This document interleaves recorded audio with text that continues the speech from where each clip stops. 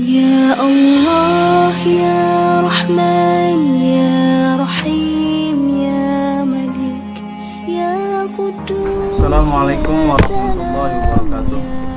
Apa kabar teman-teman semua? Semoga teman-teman semua senantiasa diberikan kesehatan, dipanjangkan umur, dimudahkan, dilancarkan di dalam belajarnya, dan mudah-mudahan teman-teman mendapatkan ilmu yang bermanfaat dunia dan akhirat. Amin ya Allah ya Rabbal alamin.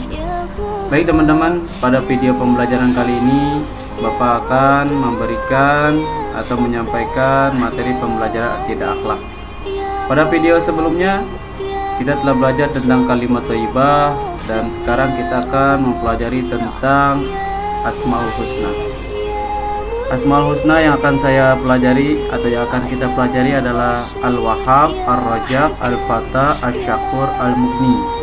Tujuan pembelajarannya pengertian Asmaul Husna. Yang kedua, kita akan mengenal Allah melalui sifat-sifat yang terkandung dalam Al-Wahhab, Al-Razzaq, Al-Fattah, Asy-Syakur, Al-Mughni. Selanjutnya juga kita akan melafalkan Asmaul Husna atau Asma Allah, Al-Wahhab, Ar-Razzaq, Al-Fattah, Asy-Syakur, Al-Mughni. Baik teman-teman, kita langsung aja ke materi pembahasan. Namun sebelumnya mari kita sama-sama mengucapkan basmalah terlebih dahulu. Bismillahirrahmanirrahim. Kita akan mengetahui pengertian Asmaul Husna. Asmaul Husna terdiri dari dua kata, yaitu asma artinya nama. Asma itu berarti jamak dari ismun. Ismun, ismani, asma, yang artinya nama-nama. Dan husna artinya baik atau indah. Jadi kalau digabung, Asmaul Husna adalah nama-nama Allah yang baik atau indah, yang mana jumlah Asmaul Husna ada 99. Siapa yang menghafal dan mengamalkannya dengan baik dan benar akan dimasukkan ke dalam surganya Allah Subhanahu wa ta'ala. Selain itu, di dalam surah Al-A'raf ayat 180 Allah berfirman, walillahil asmaul husna fad'uhu biha, yang artinya, dan Allah memiliki asmaul husna, nama-nama yang terbaik, maka bermohonlah kepadanya dengan menyebut asmaul husna itu. Jadi di ayat ini adalah perintah bagi kita untuk memohon atau berdoa kepada Allah dengan Asmaul Husna atau nama-nama Allah seperti Ar-Rahman, Ar-Rahim, dengan menyebut Ar-Rahman, Ar-Rahim di dalam doa kita. Oke teman-teman, juga di dalam surah Thaha Allah Subhanahu wa ta'ala berfirman, Allahu la ilaha illahu lahul asmaul husna, yang artinya dialah Allah, tidak ada Tuhan selain Dia yang mempunyai nama-nama yang terbaik. Jadi ini adalah dalil atau dasar bahwasannya Allah mempunyai nama-nama terbaik yang memiliki keagungan dan kemuliaan sifatnya. Selanjutnya kita akan masuk ke Asmaul Husna yang akan kita pelajari, yaitu Al-Wahhab. Kita akan mengetahui pengertiannya dulu. Al-Wahhab artinya yang maha pemberi. Hanya Allah lah yang maha pemberi setiap yang diminta oleh makhluknya. Dia akan senantiasa memberi kepada hambanya apapun yang diminta sesuai dengan kehendaknya. Jadi kita harus yakin di dalam hati kita atau meyakini bahwasanya Allah yang maha pemberi. Ya, makanya kita dianjurkan untuk senantiasa memohon kepada Allah, berdoa, dan insya Allah doa-doa yang kita panjatkan dikabul oleh Allah Subhanahu wa ta'ala. Jadi tidak ada yang bisa memberi ya makhluknya kecuali Allah Subhanahu wa ta'ala. Sebagaimana Allah Subhanahu wa ta'ala berfirman dalam surah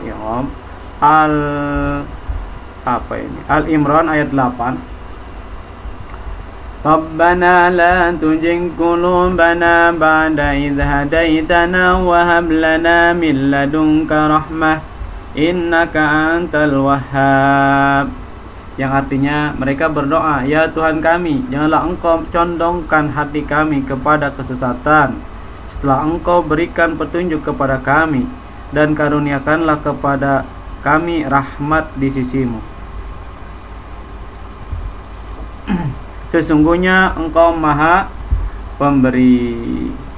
Nah, di sini doa ini mengajarkan kita, jikalau kita dalam keadaan sulit, dalam keadaan susah, ya kita harus bersabar dan memohon kepada Allah kita dikeluarkan dari kesulitan itu. Di antaranya Allah mengajarkan kita doa, Rabbana la tuzigh qulubana ba'da idh hadaitana wa hab lana min ladunka rahmah innaka antal wahhab. Kalau teman-teman kesulitan dalam belajar atau kesulitan apa saja, boleh sering membaca Rabbana la tuzigh qulubana ba'da idh hadaitana ini. Begitu teman-teman.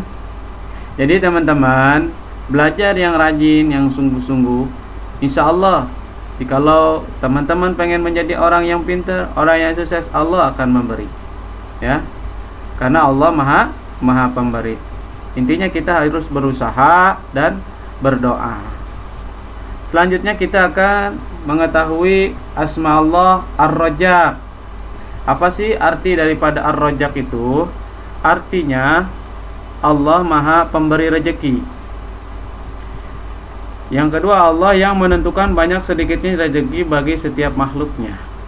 Nah, di dalam kita selaku umat Islam atau orang yang beriman harus meyakini bahwasannya hanya Allah lah yang memberikan rezeki kepada makhluknya, dan Allah lah yang menentukan banyak sedikit rezeki bagi makhluknya. Jadi kalau kita meyakini bahwa tiada lagi yang memberi rezeki kecuali Allah, kita tidak akan kesal ketika rezeki kita kurang. Begitupun kita tidak akan merasa terlalu bangga ketika rezeki kita banyak. Oleh karenanya teman-teman harus meyakini sifat Ar-Razzaq atau Allah maha pemberi rezeki. Tanamkan di dalam diri teman-teman bahwasanya hanya Allah lah yang maha memberi rezeki. Tidak ada yang lain yang dapat memberi rezeki. Kalau seandainya ya makanan itu rezeki kita, maka akan kenikmati oleh kita. Tapi jikalau bukan rezeki kita, walaupun sudah di depan mata, maka tidak akan kita menikmati rezeki itu. Berarti rezeki itu bukan milik kita. Nah, buktinya Allah maha pemberi rezeki di dalam surah Az-Zariyah ayat 58 Allah berfirman, Innallaha huwar razzaqu dzu quwwatil matin. Sesungguhnya Allah dialah pemberi rezeki yang mempunyai kekuatan lagi sangat kokoh. Selanjutnya kita harus beriman kepada Allah yang bersifat Ar-Razzaq tadi, ya.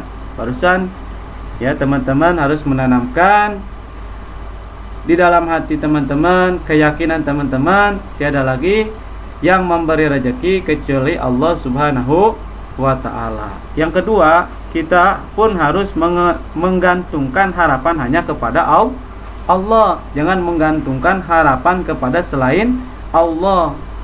Ya, karena apa? Karena tadi Allah itu maha pemberi rezeki. Sedangkan makhluknya adalah sababiyah atau wasilah, pelantara ya rezeki Allah. Misalkan kita kerja, ya rezeki kita perantaranya dari pekerjaan kita atau dari bos kita. Tapi bukan berarti semata-mata bos kita yang memberikan rezeki. Jadi jangan takut gitu. Kadang-kadang kalau kita terlalu menggantungkan rezeki kepada makhluknya, akan kita takut. Takut apa? Takut diberhentikan, takut di PHK, ya teman-teman. Makanya teman-teman harus menggantungkan harapan hanya kepada Allah. Qul huwallahu ahad, Allahus samad. Jadi kita harus menyerahkan ya apapun kepada Allah Subhanahu wa ta'ala. Yang ketiga, kita harus berusaha dengan sungguh-sungguh Karena kita tidak tahu berapa banyak dan bagaimana bentuk rezeki yang akan kita peroleh. Ya. Jadi kita harus berusaha dengan sungguh-sungguh. Yang keempat, kita harus berusaha dan berdoa supaya diberikan rezeki yang halal dan barokah. Ya, jadi Allah itu kan memerintahkan kita itu mendapatkan rezekinya yang halalan, thayyibah, yang berkah, yang halal, yang baik. Makanya kita mohon kepada Allah untuk diberikan rezeki yang halal, karena banyak rezeki yang tidak halal dan itu dilarang oleh agama. Ketika ada kesempatan untuk mendapatkan atau rezeki dari yang haram, itu jangan kita ambil. Lebih baik kita mencari rezeki yang halal. Terus selanjutnya, usaha tanpa doa sombong, doa tanpa usaha kosong. Di sini adalah peribahasa, teman-teman. Ada peribahasa usaha tanpa doa sombong. Jadi ketika kita berusaha, kita harus senantiasa berdoa. Jadi jangan kosong usaha kita dari berdoa. Teman-teman belajar, ya harus dengan sungguh-sungguh. Tapi jangan lupa teman-teman juga berdoa dengan beribadah, mendekatkan diri kepada Allah. Tapi sebaliknya teman-teman juga hanya berdoa, hanya beribadah, tapi tanpa usaha, itu tidak akan ada hasilnya teman-teman. Karena Allah memerintahkan agar seimbang antara doa dan usaha. Baik teman-teman, kita lanjut ke yang selanjutnya, yaitu apa ini? Oh, di sini kita akan mengetahui Quran surah Hud ayat 6. Tentang apa ini? Tentang bahwasanya Allah lah yang mengatur atau memberikan rezeki kepada semua makhluk hidup. Wa ma min dabbatin fil ardi illa 'alallahi rizquha wa ya'lamu mustaqarraha wa mustawda'aha kullun fi kitabim mubin. Dan tidak satupun makhluk bergerak bernyawa di bumi melainkan semuanya dijamin Allah rezekinya, dan Dia mengetahui tempat tinggalnya, tempat penyimpanannya, semua tertulis pada kitab yang nyata, Lauh Mahfuz. Jadi makhluk sekecil apapun ya, makhluk melata yang ada di dunia ini diatur atau dijamin rezekinya oleh Allah Subhanahu wa taala.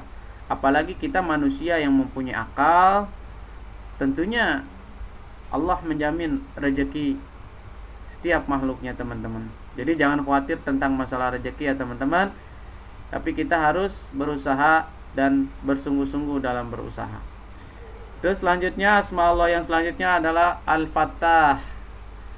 Al-Fattah panjang ya, Fattah. Nah di sini juga A-nya 2, itu maksudnya panjang teman-teman. Kalau ada tasdid, tak di sini ada tasdid, jadi bikin huruf T-nya itu 2. Ya. Jadi ada tekanan Fattahu, Al-Fattahu. Oke, pengertiannya apa sih Al-Fattah? Pengertiannya Al-Fattah itu Maha Pembuka. Dialah Allah yang Maha Pembuka pintu rahmat yang dicurahkan kepada makhluknya. Sifat ini mengajarkan kita untuk selalu berdoa kepada Allah saat sulit agar dibukakan pintu kemudahan, yang tertutup pintu hati untuk menerima kebenaran, semoga mendapat hidayah Allah Subhanahu wa taala. Jadi dengan sifat fattahnya Allah, mudah-mudahan kita ini dibukakan pintu rahmat atau kebaikan oleh Allah Subhanahu wa taala. Itu teman-teman ya. Jangan sampai yang terbuka itu pintu-pintu kejelekan banget ya. Kalau untuk yang gak benar diberikan kemudahan oleh Allah, bahkan diberikan biaya ya oleh Allah, tapi untuk kebaikan kayaknya susah banget, gak ada waktu, gak ada duit. Mungkin Allah menutup pintu kebaikan. Na'udzubillahi min dalik. Makanya kita mohon, harus berdoa kepada Allah supaya Allah membukakan pintu-pintu kebaikan kepada kita. Makanya harus sering masuk masjid. Doa masuk masjid itu Allahumma ftahli abwaaba rahmatik, supaya kita dibukakan pintu-pintu rahmat oleh Allah Subhanahu wa taala. Tapi kalau lagi corona bagaimana nih? Ya kalau lagi corona ada rukhsah atau ada keringanan, ya jangan. Kecuali kita lagi keadaan sehat, berpakaian masker, ya kita gunakan SOP yang ditetapkan oleh pemerintah ya teman-teman. Oke, yang selanjutnya, Allah tidak butuh pada makhluk, tapi makhluk yang butuh kepadanya. Jadi Allah sebenarnya nggak butuh pada makhluknya. Kita beribadah, kita berdoa, ya, kita bersedekah, bukan untuk Allah, tapi kembali kepada kita, ya. Amal ibadah yang kita kerjakan adalah manfaatnya adalah untuk kita. Terus selanjutnya Allah memberi rahmat pada setiap makhluknya. Jadi Allah itu memberi rahmat, kebaikan kepada setiap makhluknya, ya, kepada manusia, kepada binatang, semuanya dikasih, kepada yang kaya, kepada yang miskin, kepada pejabat, kepada rakyat, semuanya dikasih rahmat oleh Allah Subhanahu wa taala. Ya, belum tentu orang miskin itu nggak bahagia, belum tentu. Ya, karena kalau dia mendapatkan rahmat Allah, kebaikan Allah, dia akan bahagia. Tapi belum tentu juga orang kaya itu bahagia kalau dia tidak mendapatkan rahmat dari Allah Subhanahu wa taala. Gitu. Ya, jadi rahmat itu Allah memberikan rahmat itu kalau kata ulama menciptakan rahmat itu 100. Yang 100 itu di dunia, yang 99 lagi di akhirat, ya. Kebaikan Allah itu 1 itu di dunia. Jadi semuanya itu baik manusia, hewan, tumbuh-tumbuhan mencicipi daripada nikmat yang 1, yaitu rahmat Allah yang 1. Sedangkan yang 99 itu nanti diperkhususkan kepada orang-orang yang mendapatkan rahim atau kasih sayang dari Allah Subhanahu wa taala. Selanjutnya, kita harus meyakini sifat Al-Fattah pada Allah Subhanahu wa taala. Jadi sebagai seorang muslim harus tanamkan dalam diri kita bahwasannya Allah mempunyai sifat Al-Fattah ya teman-teman, yang Maha Pembuka. Bagaimana sih kita cara meneladani sifat Al-Fattah? Yang pertama, memohon pada Allah agar selalu dibukakan pintu kebaikan. Yang kedua, rajin belajar agar terbuka jalan menuju kepintaran. Ya, kalau pengen pintar, mempunyai pengetahuan, ya harus kita mohon kepada Allah dibukakan. Ya, belajar dan memohon agar kita diberikan ilmu yang bermanfaat. Terus yang ketiga, mengharap kepada Allah agar dibukakan pintu rahmat. Jadi kita juga harus memohon kepada Allah selalu dibukakan rahmat oleh Allah Subhanahu wa taala. Yang keempat, mencari jalan keluar bagi orang yang mempunyai kesulitan. Jadi orang punya kesulitan itu harus berusaha mencarikan solusi, ya. Jangan diam saja. Ya, harus berpikir dan berusaha untuk mencari solusi. Insya Allah Allah akan membukakan pintu-pintu kemudahan. Amin ya Allah ya Rabbal alamin. Oke teman-teman, selanjutnya kita akan belajar ke asma Allah yang selanjutnya, yaitu Asy-Syakur. Apa sih arti Asy-Syakur? Asy-Syakur adalah Maha Penerima syukur atau pujian atau terima kasih kepada Allah. Bukti Allah Asy-Syakur adalah Allah selalu memberi balasan kepada orang yang berbuat baik atau yang bersyukur. Bahkan Allah melipat gandakan pahalanya. Ya. Jadi yang bersyukur itu dilipat gandakan oleh Allah Subhanahu wa taala. Kita harus meyakini bahwa Allah adalah Asy-Syakur, yang Maha Pembalas jasa. Oleh karenanya kita harus tahu balas jasa. Ya, itu meneladaninya begitu teman-teman, Asy-Syakur. Jadi orang itu harus tahu balas budi, tahu balas jasa, ya. Jangan jadi orang yang tidak tahu balas jasa. Itu kenapa? Sedikitnya kita mengucapkan terima kasih, ya, kalau kepada orang lain. Jadi berterima kasih itu diperintahkan oleh agama kita, bukan dilarang ya Allah. Salah. Jadi kalau ada orang yang mau ngomong jangan berterima kasih kepada saya, berterima kasih kepada Allah. Oh, salah itu. Omongan seperti itu tidak baik atau kurang tepat ya teman-teman, bahwa Allah itu memerintahkan manusia untuk bersyukur kepada manusia. Man la yaskurun nasa la yaskurullah. Barang siapa yang tidak bersyukur kepada manusia, maka dia tidak bersyukur kepada Allah. Jadi Allah itu Allah itu memerintahkan kita bersyukur kepada manusia, berterima kasih kepada manusia, kepada sesama.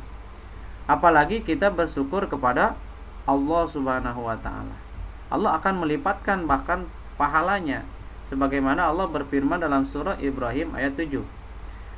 Wa idza adana rabbukum la in syakartum la azidannakum wa la in kafartum inna adabi lasyadid.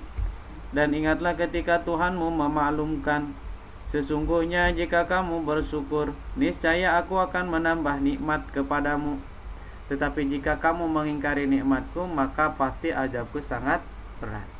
Oleh karena itu, mudah-mudahan kita dijadikan orang-orang yang pandai bersyukur kepada Allah Subhanahu wa taala. Amin ya Allah ya Rabbal alamin. Selanjutnya teman-teman, yang kelima, Al-Mughni. Al-Mughni artinya Maha Pemberi Kekayaan. Bukti Allah Maha Kaya adalah firman surah Al-Hajj ayat 6. Lahu ma fis samawati wa ma fil ardh wa innallaha lahuwal ghaniyyul hamid. Miliknya lah apa yang ada di langit dan apa yang ada di bumi, dan Allah benar-benar Maha Kaya, Maha Terpuji. Ini adalah dasar bahwasannya Allah Maha Kaya. Selanjutnya, Allah yang mencukupkan segala keperluan manusia. Ya, ada cerita teman-teman pada zaman dahulu itu ada Nabi Sulaiman ya. Kan Nabi Sulaiman itu adalah raja paling kaya. Ya, dia menguasai sampai 1/4 dunia. Terus dia pengen mengatur kehidupan atau rezeki temakannya makhluk Allah.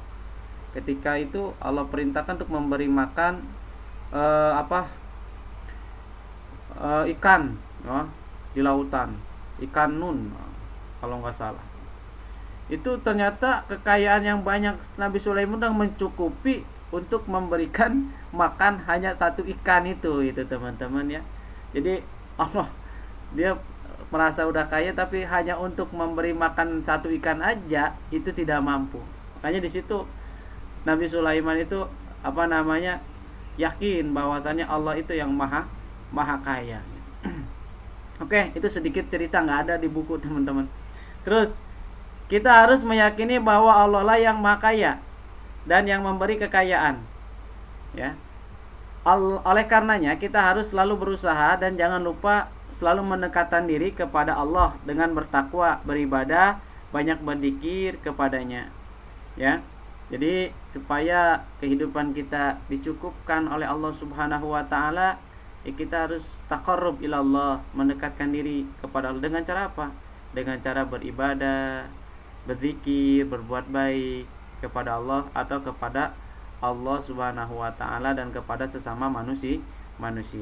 Oke teman-teman, mungkin ini saja video pembelajaran kali ini, mudah-mudahan ada manfaatnya bagi kita semua.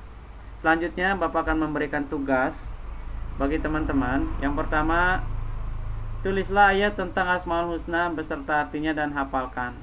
Yang kedua, tulis kembali Asmaul Husna yang telah dipelajari dengan bahasa Arab beserta artinya kemudian dihafalkan. Ya, boleh dihafalkan Asmaul Husnanya saja boleh, nggak apa-apa. Terus kirim lewat WA berbentuk foto untuk tugas tulisannya dan berbentuk note voice untuk tugas hafalannya. Batas waktunya ditunggu sampai jam 15 waktu Indonesia bagian Barat atau jam 3 sore teman-teman.